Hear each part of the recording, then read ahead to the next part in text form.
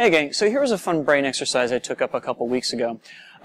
So I've featured the Butterflap, depending on who you ask, on this here tech blog before. And I ran into a situation in which I needed to be able to do it both in the kind of reverse butterfly position that this does, as well as the forwards butterfly position, like so. And doing so was actually a pretty interesting exercise in reversing my thinking about what made the reverse one possible, and also led to a number of tangles, pun intended. So let's talk real briefly about what makes the reverse one work, because as you can see here, I have a situation in which the poi, as they're going up, seem to tangle for just one moment, and as they come back down, they seem to untangle for a second, right? And of course, we get into this by playing around with stirring the pot, where I have my left-hand poi turning, as I look down from above it, counterclockwise, while my right-hand poi is turning clockwise, and the two tethers cross across each other, right? So it does follow that we should be able to ostensibly play around with the tangle going the other way if I start off with my left-hand poi turning clockwise as I look down at it from above, and my right-hand poi turning counterclockwise up in this vertical position right here. And as you can see, that's exactly what does happen. Now, the weird part about this is that it essentially works in the opposite way that traditional stirring the pot does, where we are basically kind of tangling on the bottom and opening up more on the top.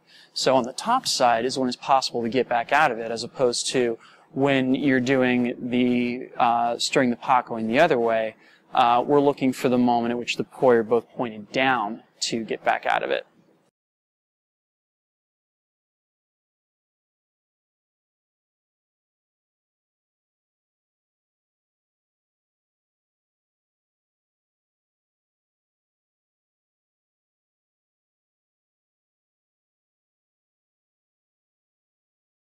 So if you're at a place where you can get stirring the pot with the horizontal poi going clockwise as you look down at it from above, and the vertical poi going counterclockwise straight in front of you, you can then work on making the plane of the horizontal poi more vertical.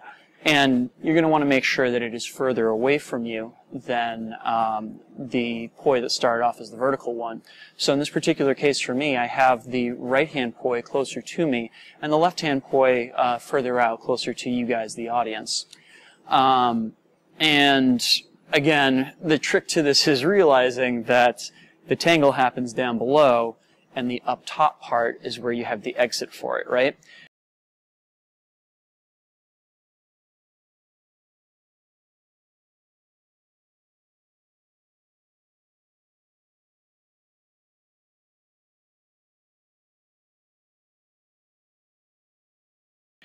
So ironically enough, as I was learning how to do this, I discovered that the trick I wanted to do involved an entry at the top where they're not crossing, rather than an entry at the bottom, and thus going straight back and forth between them was a little bit of a problem.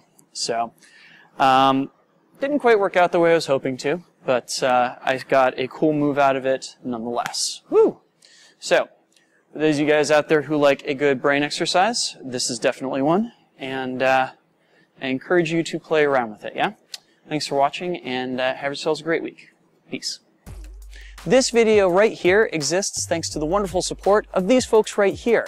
They found me at patreon.com/DrexFactorPoi and were kind enough to make a contribution to continue my efforts to create educational flow arts content for people all over the world. If you or someone that you know has learned something from one of the videos that I've put out there, please consider going to patreon.com/DrexFactorPoi or DrexFactor.com/support and making a small contribution to helping me continue this effort, putting out educational videos to people the world over and teaching them about the love of flow arts. Thank you in advance.